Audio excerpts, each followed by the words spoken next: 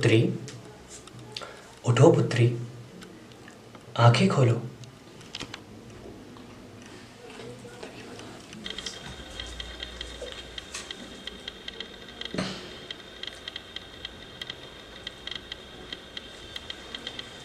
ये जगह कौन सी है और आप कौन है?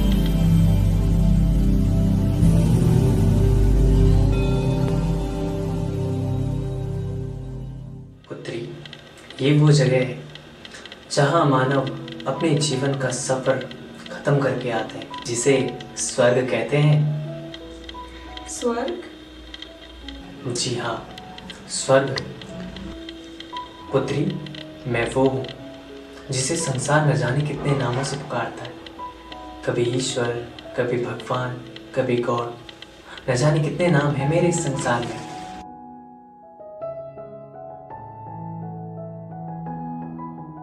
पुत्री, तुम कौन हो और इस स्थिति में? प्रभु, आप तो जगत पिता हो, आपको तो सब मालूम है, फिर ये प्रश्न आप मुझसे क्यों पूछ रहे हो? खैर, अगर आप मुझसे ही सुनना चाहते हैं तो मैं आपको बताती हूँ। प्रभु, मैं एक गरीब पिता के आंगन की एक नाजुक सी कली थी। उन्होंने अपने साये में बड़े प्यार से पाला था मुझे, लेकिन वक्त का ऐसा चक्र चला कि सिंदूर, बिंदी, मंगलसूत्र, चूड़ी, मेहंदी, ये सब मेरी पहचान बन गई। लेकिन मैं अपने पिता का आंगन छोड़ के अपने पति के साथ अपने ससुराल चली गई।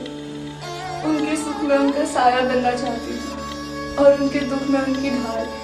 लेकिन मैं समाज की उस परंपरा को भूल गई जिसकी वजह से न जाने कितनी लड़कियों के जीवन का अंत हो गया।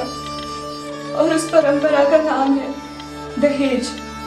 हाँ प्रभु, दहेज। इसी की वजह से आज मैं यहाँ पे हूँ। मेरे पिता ने मेरी शादी के बहुत सपने देखे थे, पर उन्हें क्या पता था कि उन्हें ये सपने पूरे करने के लिए अपना सब कुछ बेचना पड़ेगा। हाँ प्रभु, उन्होंने जिंदगी भर जो भी कमाया, जितनी भी मेहनत से कमाया, सब बेच दिया। मेहनत की कमाई से उन्होंने घर बनाया था, मेरी शादी के लिए उन्होंने अपना घर बेच दिया। जब फिर भी दहेज पूरा नहीं हुआ तो जितनी भी जमीनें थी सब बेच दी। इसके बावजूद भी उन लालचियों का मन नहीं भरा, तो वो बार बार मेरे पिताजी को दहेज के लिए बोलते थे। मेरे पिताजी ने हर वो कोशिश करी कि उनका दहेज पूरा हो जाए, लेकिन जब दहेज नहीं दे पाए तो उन्होंने मुझ पे जुल्म करने शुरू कर दिए। मैंने सुना था कि बहू घर की लक्ष्मी होती है, लेकिन उन्होंने तो मुझ पे इतने जुल्म करे। जिस इंसान के लिए मैं अपना सब कुछ छोड़ के आई थी, उसने भी मेरा साथ नहीं दिया। उसने भी अपने घर वालों के साथ मिलकर मुझे फांसी पे चढ़ा दिया। मैं चीखती रही, मैं चिल्लाती रही, मैं रोती रही, मैं भीख मांगती रही कि मुझे छोड़ दो, मत करो मेरे साथ ऐसा।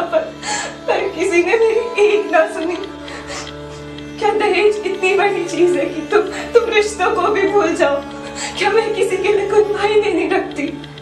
मैं पत्नी थी उसकी, वो साथ दे सकता था मेरा, पर उसने अपने परिवार वालों के साथ मिलकर इतनी बेरहमी से फाड़ दिया मुझे।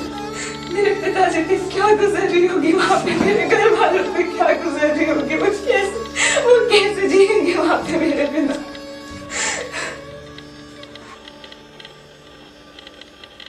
प्रभु, आप उदास क्यों हो रहे हो? नहीं, उदास नहीं, आंखें नम हो गई थी। प्रभु, मुझे आपसे एक प्रश्न पूछना है। अगर आप इजाजत दें तो क्या मैं पूछूं? प्रश्न पूछो पुत्री। जब आपने ये संसार बनाया तो स्त्री और पुरुष को एक समान क्यों नहीं बनाया? क्यों हम स्त्रियों को हर कदम पे इम्तिहान देने पड़ते हैं? क्यों हमारे साथ इतना जुल्म होता है? क्यों हमें कोई नहीं समझता? दहेज के लिए हमारे हाथों की मेहंदी तक नहीं उतरती और हमें मार दिया जाता है। हम पे हर वक्त जुल्म करे जाते हैं। क्यों प्रभु, क्यों इतना जुल्म, क्यों? कब तक ऐसा चलेगा?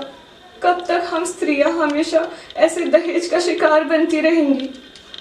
कब तक हम पे ऐसे जुल्म होता रहेगा?